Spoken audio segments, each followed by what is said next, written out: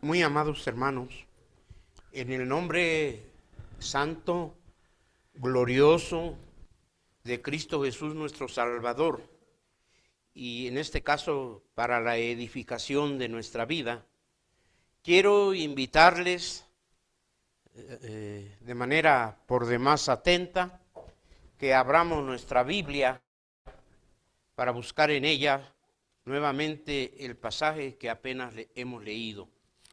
Hebreos, en la carta a los Hebreos, el capítulo número 6,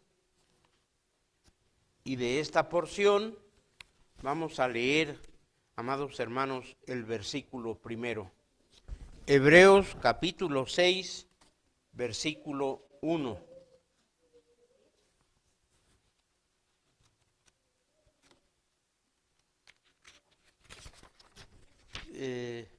No, yo no puedo distinguir si ustedes ya lo tienen o no.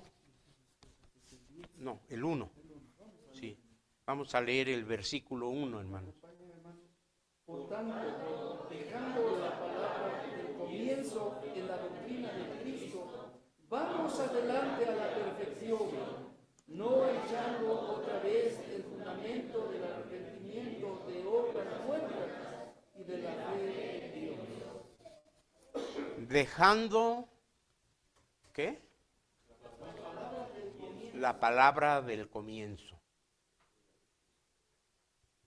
Palabra de arrepentimiento. ¿Qué más? Doctrinas del bautismo, de imposición de manos, de obras muertas, de la fe en Dios, de la resurrección de los muertos y del juicio eterno. Vamos adelante. ¿A qué? A la perfección.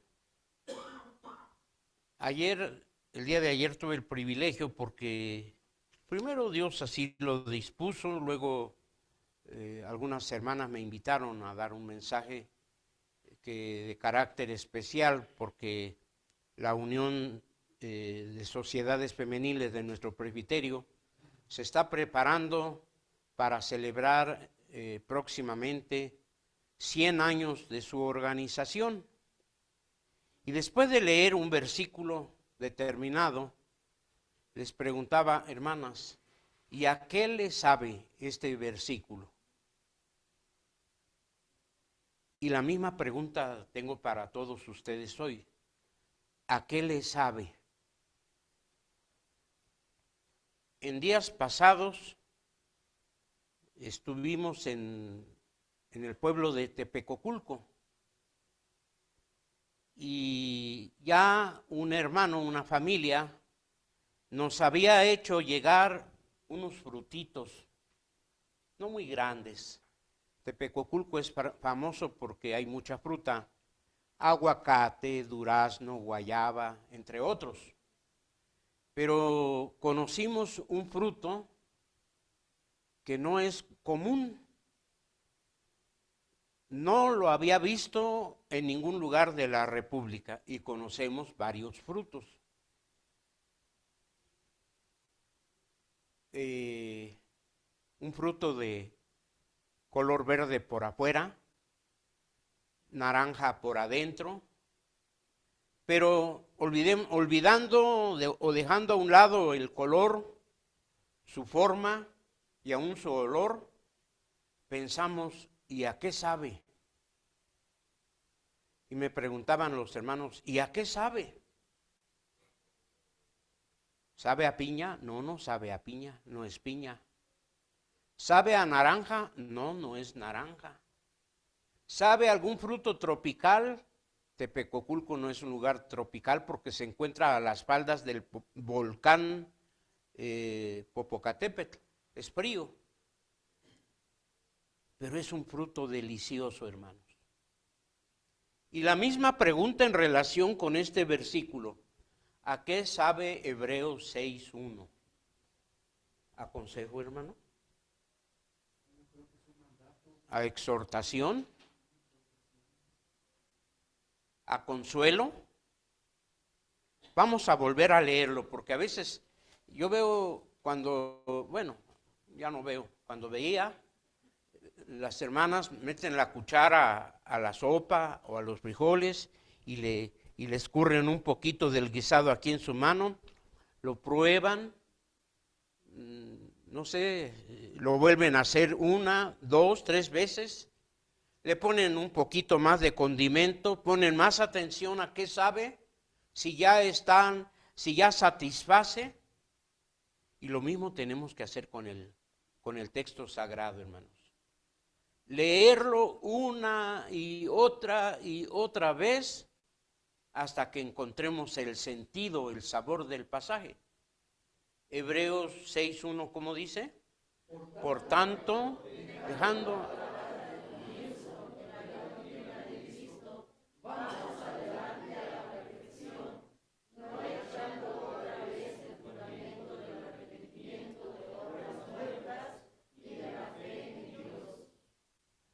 Dice el hermano que sabe como a exhortación.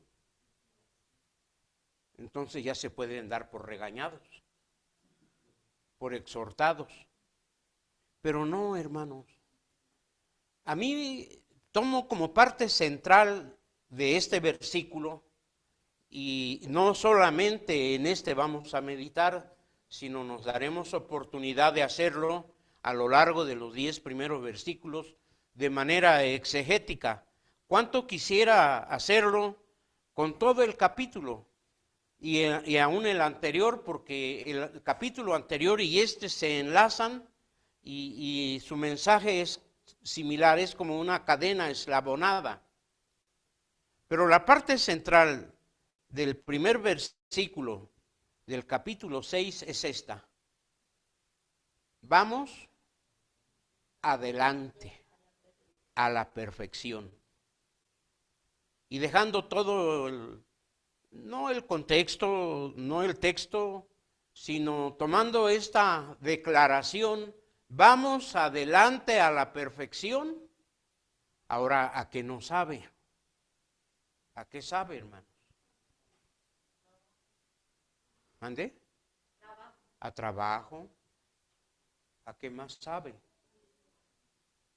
¿Mande? A animarnos. ¿O qué dice? Un mandato. Bueno, no quiero diferir ni contradecirles, pero a mí me sabe como a un llamado. Vengan. El escritor sagrado, en su forma hebrea de escribir, porque es hebreo y dirige a personas hebreas, a una iglesia hebrea, no obstante que se llama la carta a los hebreos, les dice, vamos adelante a la perfección.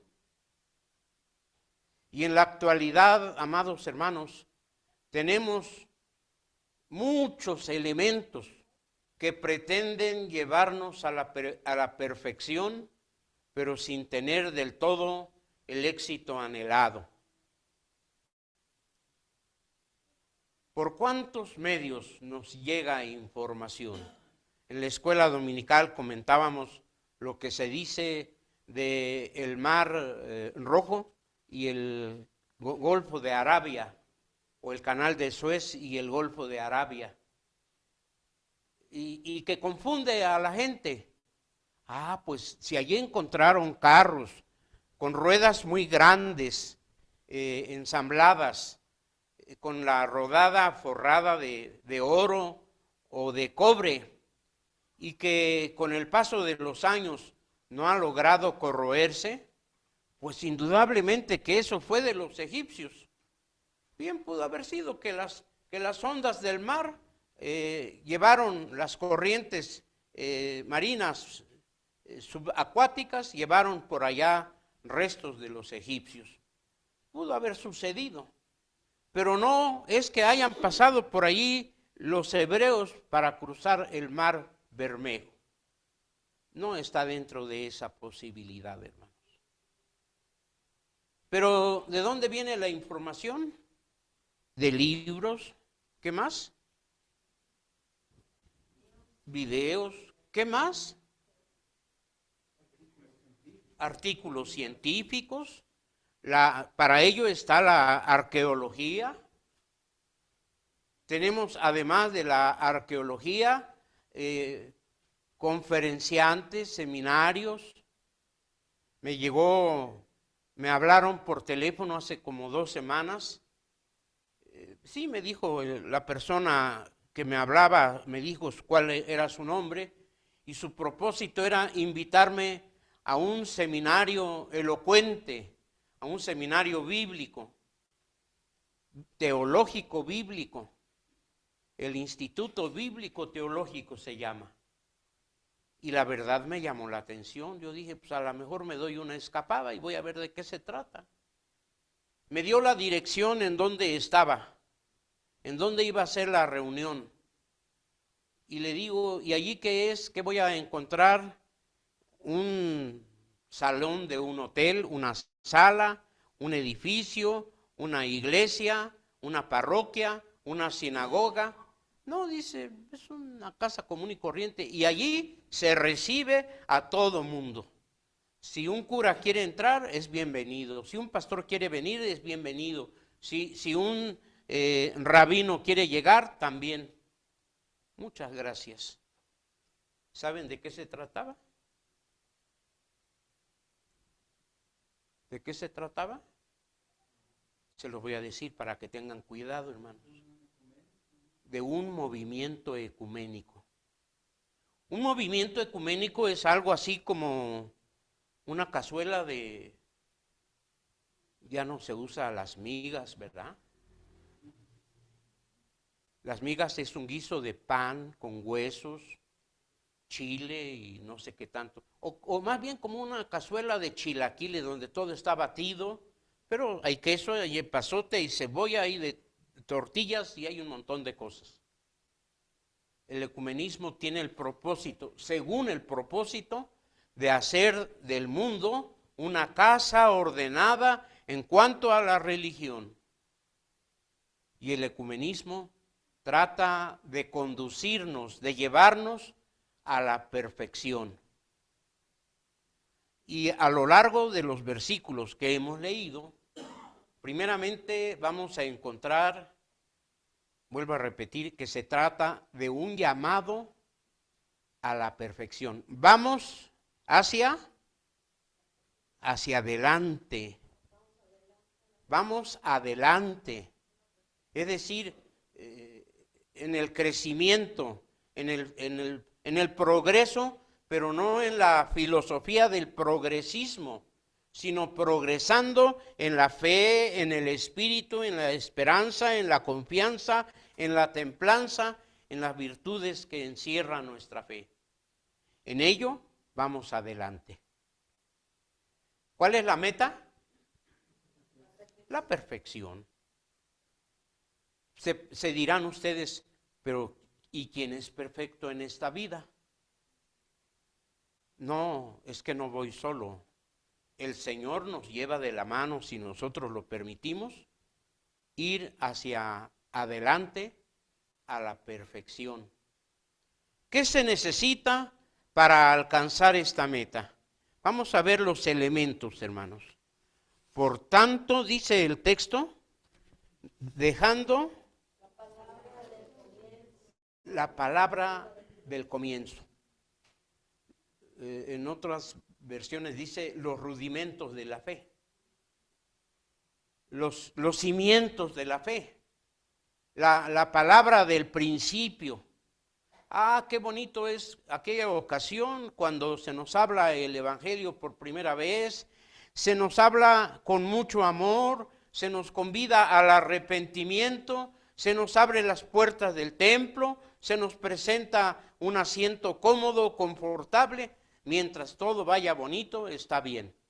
Pero el día que se hable de compromisos, de responsabilidades, como que ya no nos gusta, ¿verdad? ¿O a cuánta gente ya no le gusta? Y dice, no, pues exigen demasiado. se da media vuelta y mejor se va. Y lo primero que tenemos que hacer, si es que queremos ir hacia adelante, camino a la perfección, es dejar todas esas doctrinas del principio. Dios te ama, arrepiéntete, hay salvación. Cristo murió en la cruz del Calvario. De tal manera amó Dios al mundo que ha dado a su Hijo unigénito, para que todo aquel que en él crea no se pierda, mas tenga vida eterna. Justificados pues por la fe tenemos paz para con Dios por medio de nuestro Señor Jesucristo. ¿Y cuántos mensajes como estos podemos desprender de las Sagradas Escrituras? Pero quedarnos anclados en esto no nos permite avanzar y menos dar un paso adelante hacia la perfección. ¿Qué otra cosa tenemos que dejar? ¿Las doctrinas de qué? Las obras muertas, obras sin frutos, obras estériles. Ah, qué bonito es cuando la planta más sencilla, hermanos. Dice el hermano Arán en sus viajes al norte del país, le conmueve ver que el trigo ha crecido, que las espigas se están engordando. Si ustedes siembran una semilla, la que sea, hermanos, en una maceta, en una bolsa, en el patio de su casa, donde haya un espacio pequeño, y cuando vean que esta semilla ha germinado y empieza a echar hojas, después flores y finalmente frutos, qué confortable, hermanos. Recuerdo que allá en la casa, hace como 2 años, mi esposa quería presumir a todo mundo un racimo de jitomate porque pesaba como más de 1 kilo. Y lo corté de mi huerto. ¿Qué dirá Dios cuando hay fruto en nuestra vida, hermanos? Es de mi iglesia Peniel. Pero cuando no hay frutos, hermanos, cuando nuestros frutos son muertos, son estériles, son como los frutos que secó la helada en días pasados. ¿Frutos qué? Muertos. Qué pena, hermanos. Dice la palabra de Dios, árboles marchitos, nubes sin agua, llevadas de todo viento por doquier.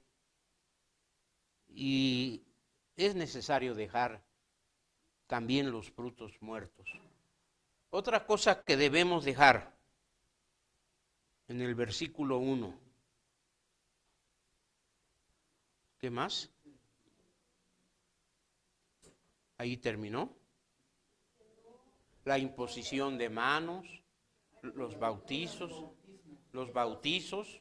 imposición de manos y de la resurrección de los muertos y del juicio eterno. Alguien nos comentaba de una persona que ha sido ya 3 veces bautizada en diferentes lugares y en la iglesia reformada. Bueno, ¿por qué? ¿Por qué tantas veces? Comentaba de aquel pastor que incitaba a los que llevaba de viaje a Tierra Santa, los que quieran bautizarse aquí, donde corre el agua, donde Jesús fue bautizado, vénganse, yo los voy a bautizar. Con esa facilidad muchas personas le siguieron y cuando ya estaban dentro del agua, hubo una que dijo, bueno, ¿y el bautismo que recibimos del pastor allá en la iglesia, ese qué nos sirve? ¿No vale? ¿Qué pasa con él? ¿O cuál es mejor, irse a bautizar al Jordán o en el templo? ¿En una alberca o en el templo? ¿Cuál de todos los bautizos es mejor? Alguien me hablaba hace algunos años que en la Biblia se encuentran hasta 7 diferentes tipos de bautismo. por inversión, por rociamiento, por aspersión, el bautismo del Espíritu Santo, el bautismo de fuego, ¿quién sabe cuántos bautismos? Pues me gustaría bautizar a algún hermano con lumbre, ¿qué les parece? No, ¿verdad? Por eso la encomienda, porque todo esto es como lastres en la vida del cristiano que no le permiten avanzar hacia la meta que es la perfección. No le permiten avanzar. Se queda estancado. Y si pudiera avanzar 2 kilómetros en un día hacia la perfección, no avanza ni uno solo, porque va cargando con un montón de doctrinas erróneas que inquietan su mente, que trastornan su corazón, que inquietan su espíritu y que atrofian su fe. Por ello, el llamado es a dejar todas estas cosas que nos impiden llegar a la, ¿qué? A la perfección. ¿Qué dice el versículo 2, hermanos? Yo no alcanzo a ver en mis notas ni en mi Biblia. Sí. Imposición de manos es otra doctrina. Otra doctrina. De la resurrección de los muertos, otra doctrina del comienzo. Sí. La imposición de manos. Me decía hace algunos años en Oaxaca un hermano que si la vaca iba a tener su becerro, iba a orar y le imponía sus manos. Si plantaba un árbol, iba a orar y le imponía sus manos. Para todo había que imponer las manos. ¿Y quién te enseñó eso? Un pastor que estuvo aquí hace años. Conocí a ese pastor. Bueno, ¿y en qué beneficia? ¿Qué virtud hay en mis manos? Hablar de la resurrección de los muertos basta con saber que Cristo murió, fue sepultado, descendió a los infiernos y al tercer día resucitó de entre los muertos. Subió al cielo y está sentado a la diestra del Padre y desde allí vendrá al fin del mundo a juzgar a los vivos y a los muertos. ¿Por qué? Porque esta es nuestra declaración de fe, hermanos. Y esta declaración de fe no la hizo Pedro, no la hizo Juan, no se escribió en Westminster, es la declaración de fe de la iglesia del principio, la iglesia apostólica. Por eso se llama el credo apostólico. Si ya lo recibimos, si ya esta doctrina la hemos recibido, entonces vamos adelante. Dejando estas doctrinas, vamos adelante. ¿Hacia dónde? Hacia la perfección. Ahora, ¿cómo sé que vamos hacia la perfección, hermanos? Y que no estamos atorados, cargando un lastre que nos impide llegar a la perfección. ¿Cómo saberlo? ¿Qué dicen los demás versículos? 4, 5, 6. ¿Qué dicen, hermanos? Porque es imposible que los que una vez fueron iluminados y gustaron el don celestial y fueron hechos partícipes del Espíritu Santo, asimismo gustaron la buena palabra de Dios y las virtudes del siglo venidero y recayeron, sean otra vez renovados para arrepentimiento, crucificando de nuevo para sí mismos al Hijo de Dios y exponiéndolo a vituperio. Ante uno de los problemas más grandes de la actualidad, hermanos, muy grandes, es la apostasía.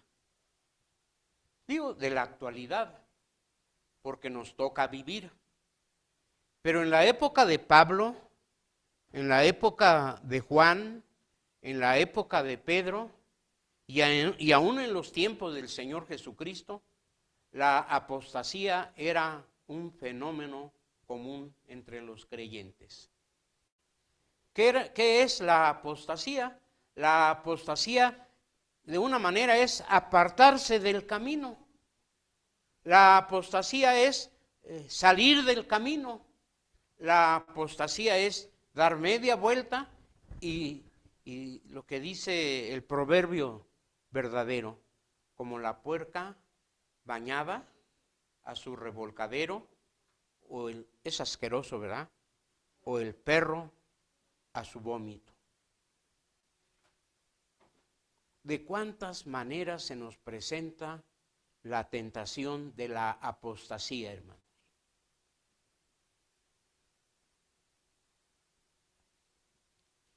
Estaba leyendo el calendario que editó, alguien lo escribió allá en la iglesia de Tizapán, y le pone, cosa que nunca había sucedido, y le pone allí lo que todo cristiano debe saber acerca de los niños y las niñas. ¿Saben cuál es el siguiente paso? Los niños, las niñas y les niñes. ¿Por qué? Porque se trata de ir caminando al paso que nos marca el mundo. Vestir como el mundo dice, andar como el mundo anda, cantar como el mundo canta, hacer lo que el mundo hace. Y cuando no se vive de esa manera, se va a llamar la atención. Cuando llegamos hace rato a este lugar, le indicamos al taxista a dónde íbamos. Le dije, váyase por esa calle Continental derecho hasta encontrar la Avenida México. Nada más que allí, en vez de ir a San Gaspar, le da como si fuéramos a Metepec. Y en la primera calle que pueda dar vuelta a la derecha, esa se llama Avenida Constitución, y allí nos metemos. Cuando llegamos, se asomó y se quedó viendo. Oiga, esto es un templo, ¿verdad? Le digo, sí. Es de la Iglesia Nacional Presbiteriana Peniel. Oiga, qué bonito. Yo también voy a un templo. Ahorita me voy a un templo, ya dice. Antes de que le dijéramos, bueno, si usted es cristiano, ¿qué anda haciendo por acá? Ahorita ya me voy al templo, ya. Pero no solamente nos llamó eso la atención. Alguien venía en la bicicleta. Y vean ustedes la importancia que tiene el letrero que está allá afuera. La razón social. Se detuvo. Se bajó de la bicicleta y se puso a leer detenidamente lo que dice allí. Lamentablemente hicimos mala obra, porque al ver que veníamos, volvió a montar a su bicicleta y se fue. No sé si algún día va a venir. Tampoco sé si algún día va a venir este taxista a este lugar. Pues la invitación está hecha. Pero el mundo quiere que caminemos, que vayamos como quiere el mundo que vayamos. Y cuando no vamos conforme al mundo, somos raros. Y para que no nos llamen raros, ¿saben cuál es la solución, hermanos? ¿Mande? Apostatar de la fe. La palabra de Dios está llena de personas desde el Antiguo Testamento, en el Nuevo Testamento, en los testimonios que presenta Pablo en sus epístolas. Nos habla entre otros de Himeneo y de Fileto, que apostataron de la fe, que naufragaron en la fe. ¿Saben lo que hizo Pablo con ellos? dice, a los cuales entregué a Satanás para que aprendan a no blasfemar. Entre las cosas que es necesario dejar para poder avanzar hacia la perfección es desechar la tentación de la apostasía. ¿Cómo empieza la apostasía, hermanos? La apostasía empieza con un poquito de sueño, con un ligero dolor de cabeza, con cansancio, con fatiga, con tarea de la escuela, con compromisos familiares, con compromisos sociales, con compromisos laborales. Todo aquello que nos impide estar en la casa de Dios y adorarle y servirle y guardar su santo día, bueno, eso ya es apostasía. Y sin darnos cuenta, mordemos el anzuelo, mordemos la carnada y somos pescados, somos llevados, somos atrapados. Por lo tanto, es necesario desechar, ¿qué? Descubrir dónde está la tentación de la apostasía. Estaba leyendo del rey Asa. El rey Asa fue un rey muy joven, según Segundo de Crónicas, capítulo 16. Y muy joven, él quiso corregir en su pueblo vicios, prácticas nefandas que había en su pueblo. ¿Y por dónde tenía que empezar el rey Asa? Pues tenía que empezar por su abuela o su mamá, como dice nuestra Biblia. Su mamá se llamaba Maaca. Y esta señora había levantado un poste en torno al cual se celebraban cultos obscenos. No voy a ser muy descriptivo en esto porque tal vez no nos edifica. Pero empezó por deponer a esta señora de su lugar, de su trono como reina, de destruir su culto. Pero Asa tuvo el error de no corregir todo lo malo de su pueblo, porque dejó gran parte de los altares que se encontraban en las partes altas de los montes y siguió la corrupción hasta que vino el rey Josafat. De manera sutil, de manera delicada, con eso que tanto amas, con eso que tanto estimas, con eso que tanto escatimas, por ahí entra la apostasía a tu vida, a tu casa. Ten mucho cuidado con la apostasía, hermanos.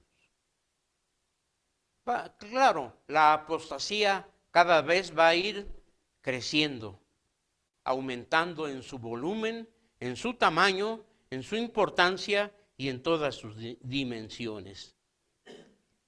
El problema de la apostasía es que una vez que nos aparta del camino de Dios, dice el Señor en su palabra aquí, es imposible, ¿qué? Una vez fueron iluminados y buscaron el don celestial y fueron hechos partícipes del Espíritu Santo. Ajá. Y asimismo buscaron la buena palabra de Dios y las virtudes del siglo venidero y recayeron, sean otra vez renovados. Es imposible que quien ha apostatado sea nuevamente renovado para arrepentimiento. En otros tiempos la iglesia tuvo discusión y hasta se volvió tema, que si los lapsis, que si los lapsarianos, que si los supralapsarianos, que si había que darles lugar a los que habían caído en pecado y querían regresar a la iglesia o radicalmente ya no. Bueno, yo los voy a traer. Los ancianos los van a traer. ¿El consistorio los va a traer? ¿Quién los va a traer? El Espíritu Santo. Pero si el Espíritu Santo no los trae, es imposible, hermanos. Es imposible. No puede, su vida no puede ser regenerada, no puede ser renovada, porque su conciencia se encallece y les impide darse cuenta que han hecho mal.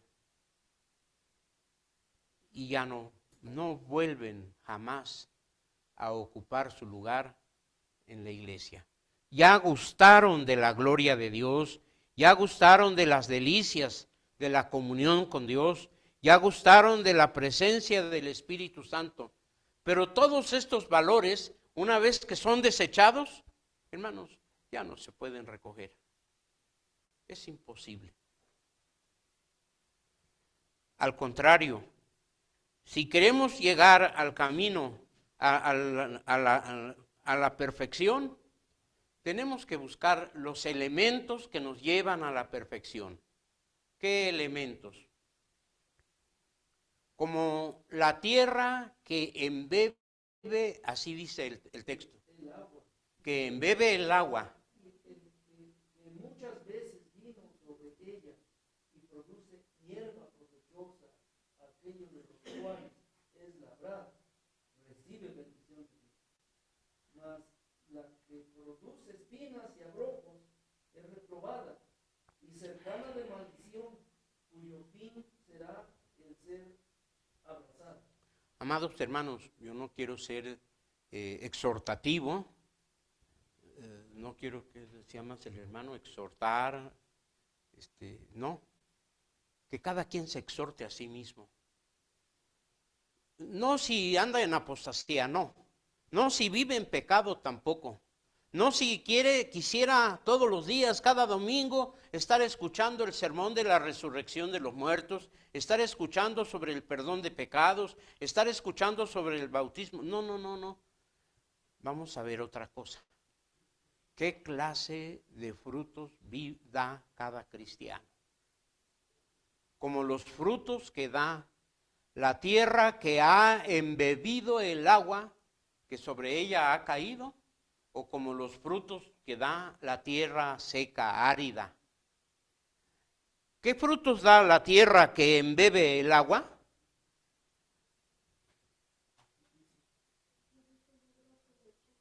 ¿Mande?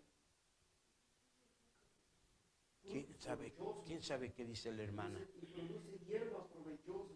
Frutos, hierba provechosa. Y se le labra, entonces recibe bendición de Dios. Frutos de bendición, vamos a llamarle así.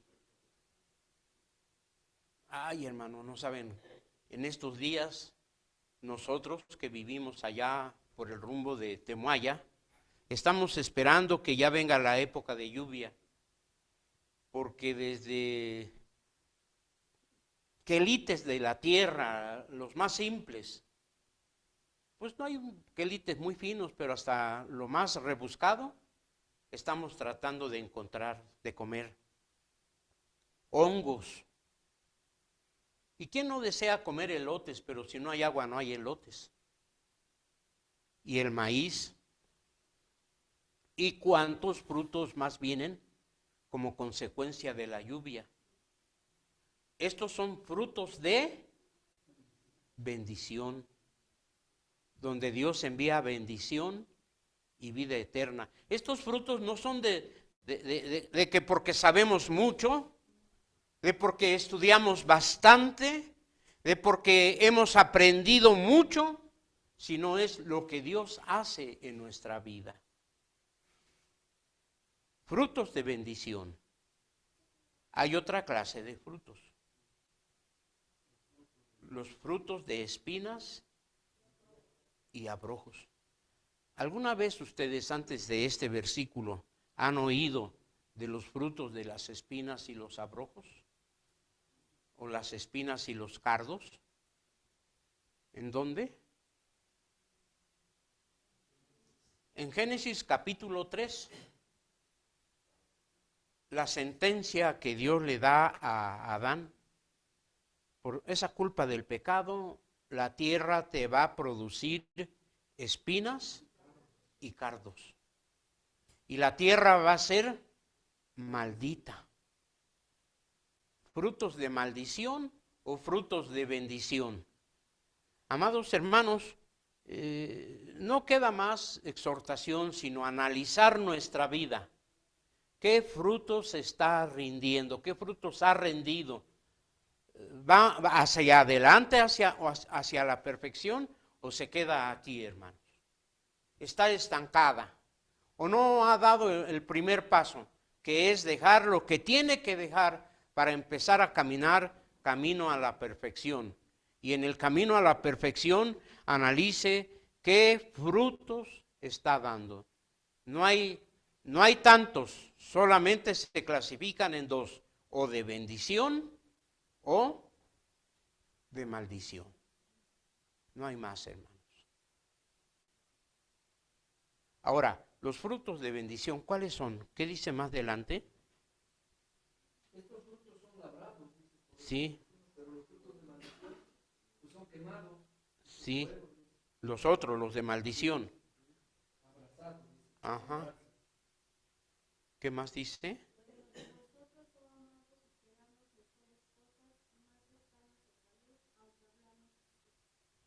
De vosotros.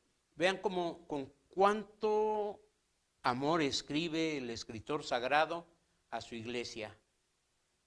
Dice, miren, aunque hablemos todas estas cosas que se oyen mal, que suenan a exhortación, dice el hermano, a regaño, esperamos ¿qué?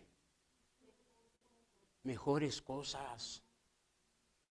Aunque hablemos así, aunque hablemos en tono alto, aunque hablemos de manera desagradable, aunque no nos guste lo que oímos, aunque sea rasposo, esperamos mejores cosas. ¿Qué cosas? Ahora sí, el versículo 10. Porque Dios no es injusto para olvidar nuestro trabajo, nuestra obra, el trabajo de amor que habéis mostrado a los santos, a su nombre, habiendo asistido y asistiendo a los santos. ¿Qué pasaría si a Dios se le olvidara alguna labor que usted haya hecho en la semana, hermanos? Dios está atendiendo tantas cosas, en las cosas que se ven sobre la faz de la tierra y en las cosas que no se ven porque son microscópicas. Y está preocupado en su reproducción, en su conservación, en su mantenimiento, en su pureza, en tantas cosas. Y por ello llega a olvidarse de lo que usted ha hecho en favor de la obra de Dios. ¿Qué pasaría con Dios, hermano? No, no sería injusto. Dios dejaría de ser Dios. Perdería las virtudes de Dios, sus propiedades, sus características, sus cualidades divinas se habrían perdido y empezaría por la justicia, se quedaría como un Dios injusto. Una de las propiedades, de las cualidades, de las virtudes más notorias de Dios, pues está la omnipotencia, la omnipresencia y está también la omnisciencia de Dios. Según vamos a buscar en el libro de Apocalipsis, capítulo 2, y luego vamos a leer algunos versículos del capítulo 2 y luego también del 3, hermanos.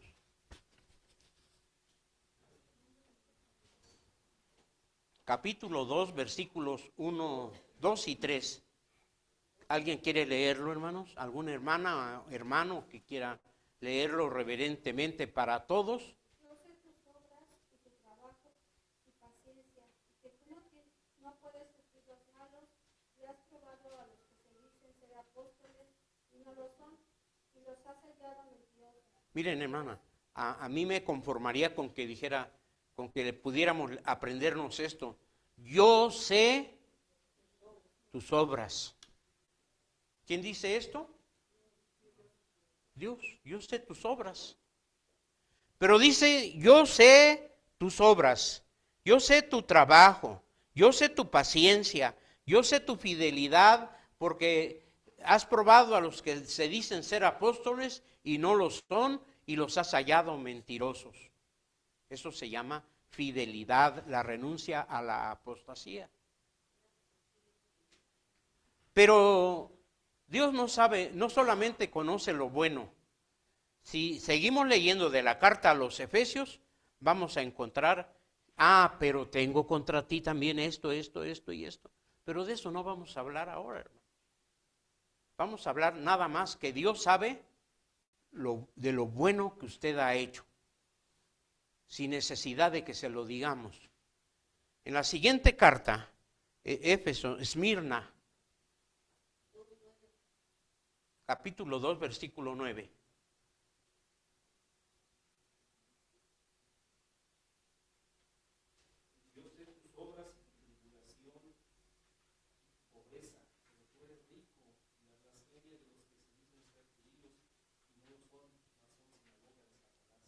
¿Yo sé qué? Tus obras, tus tribulaciones, tu pobreza, tu fe, pero tú eres rico. Y aquellos que se dicen ser judíos y no lo son, y los has probado y son mentirosos, eres fiel también. Yo lo sé. Yo creo que esto nosotros no lo tomamos en cuenta, pero Dios sí lo toma en cuenta. Al menos en la iglesia de Esmirna. Luego sigue la iglesia de el versículo 13. ¿Qué dice? ¿Alguien más quiere leer, hermanos?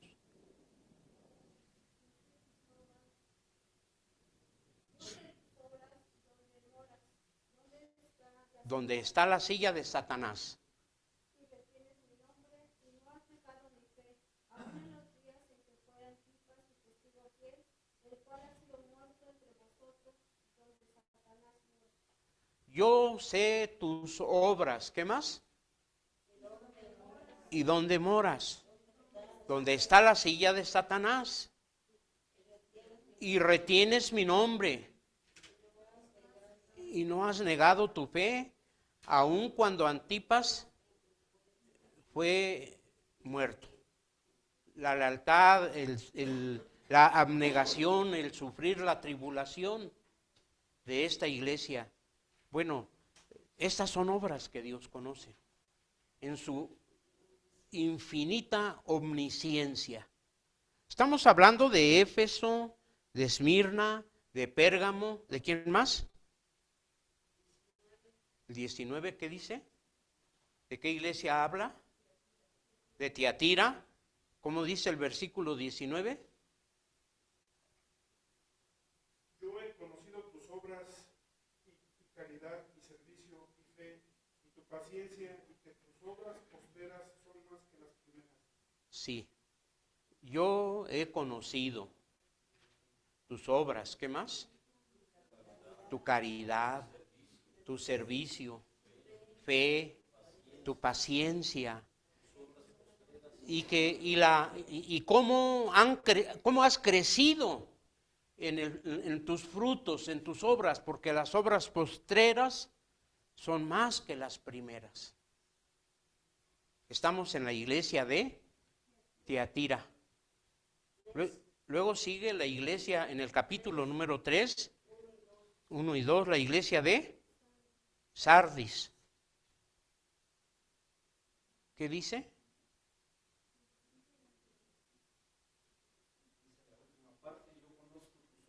Ajá. Sí. 3, capítulo 3, versículos 1 y 2. Dice, sé vigilante y confirma las obras. Las otras cosas están para morir, porque no he hallado tus obras perfectas delante de Dios. Bueno, Dios sabe lo bueno y Dios sabe lo malo. La última de las iglesias es la de la Odisea, versículo 8, ¿qué le dice? Yo conozco tus obras. He aquí, he dado una puerta abierta delante de ti, la cual ninguno puede cerrar, porque tienes un poco de potencia y has guardado mi palabra y no has negado mi nombre. Bueno, todavía no es la última carta, la de la Odisea es la última.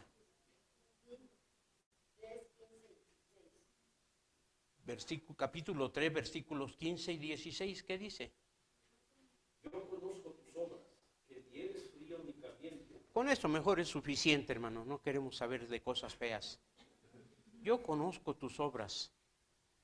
Ahora, cuando tengan ustedes oportunidad, amados hermanos, no sé, creo que no está en el cuaderno, en el libro de escuela dominical, pero en lo que hoy es Turquía, era antes la parte de Asia Menor o Asia Peninsular, y en esa región del mundo se encuentran las 7 ciudades a las cuales el Señor dirige estas 7 cartas.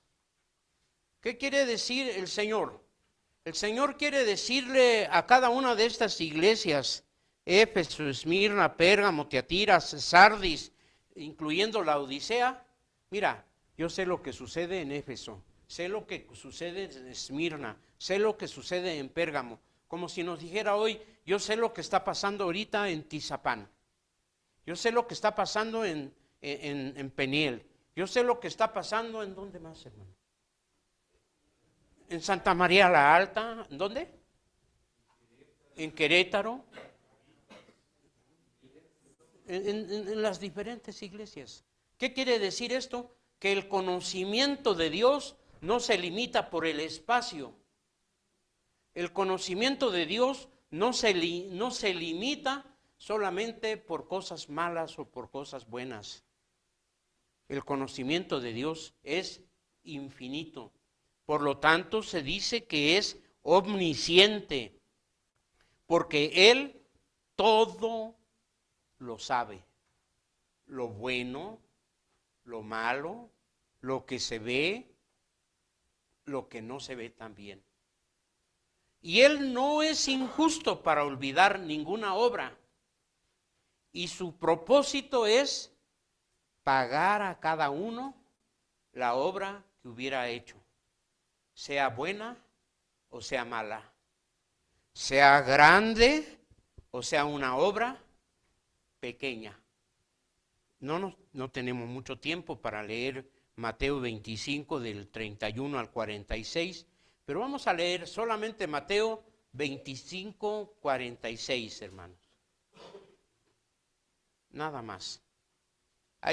Se nos quedan aquí otras citas, pero con esto quiero enseñar algo importante que el Señor nos muestra en este pasaje. Mateo 25, 45. Perdón, Mateo 25, 45, sí. No. Entonces te responderá diciendo, de cierto os digo, que en cuanto no lo hicisteis a uno de estos pequeñitos, ni a mí lo hicisteis. E irán estos al tormento eterno y los justos a la vida eterna. Amados hermanos, si estuviéramos aquí algún alto dignatario de nuestras autoridades, ¿qué haríamos por él?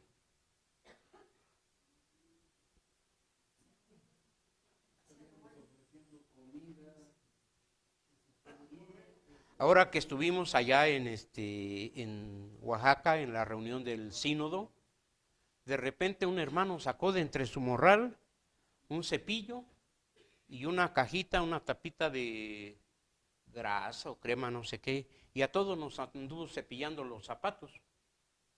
Pero allí no estaba el presidente de la República, no había un diputado, no había un senador, no había ni siquiera un delegado del pueblo, porque estaban, aunque son hermanos, estaban ocupados en sus asuntos civiles. Pero ¿qué dice el Señor? Por cuanto no lo hicisteis Porque le van a preguntar, ¿cuándo te vimos? ¿Cuándo te hicimos? ¿Cuándo no hicimos? ¿Cuándo no te vimos? Y el Señor les dirá, porque no lo hiciste a uno de estos mis hermanos pequeñitos, ni a mí lo hicisteis.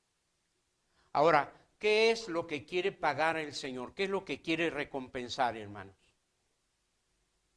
¿Obras grandes u obras pequeñas? Obras grandes, sí. Y obras pequeñas también. Él dice en Mateo capítulo 5, y el que da a uno de estos, el que da un vaso de agua fría solamente en nombre de profeta, si es Mateo 5, Mateo 10, merced o bendición de profeta, va a recibir. ¿El que da qué? ¿Un vaso de bebida caliente? Un vaso de agua fría solamente no perderá su recompensa. Cuando es una obra pequeña, tiene su recompensa. Y cuando es una obra grande, también tiene su recompensa. Amados hermanos, ¿conocen a alguien que esté ahora muriendo de sed por un vaso de agua, no burbujeante, no fría, sino el agua de la vida? ¿Conocen a alguien que necesite beber del agua de la vida? ¿Y saben qué? Nosotros tenemos agua en abundancia y no la hemos compartido. En aquel día, cuando el Señor venga con sus santos ángeles y ponga unos a la derecha y otros a la izquierda, piense usted de qué lado va a estar. ¿A la derecha o a la izquierda? A los de la derecha les dirá, venid benditos de mi Padre. Y a los de la izquierda les dirá, apartaos, id al fuego eterno, preparado para el diablo y para sus ángeles. Y presenta en uno y en otro caso las razones. Ojalá que nosotros todos estemos a la derecha, hermanos, y que recibamos el premio que merezca el servicio que hayamos presentado a nuestro Dios. Nuestra vida se va a caracterizar en el camino hacia la perfección por los frutos que se rindan. Recuerden que somos llamados a buenas obras, las cuales Dios preparó en Cristo Jesús para que nosotros anduviésemos por ellas, según la carta que escribe San Pablo a los Efesios en el capítulo número 2. Que Dios les bendiga, mis amados hermanos.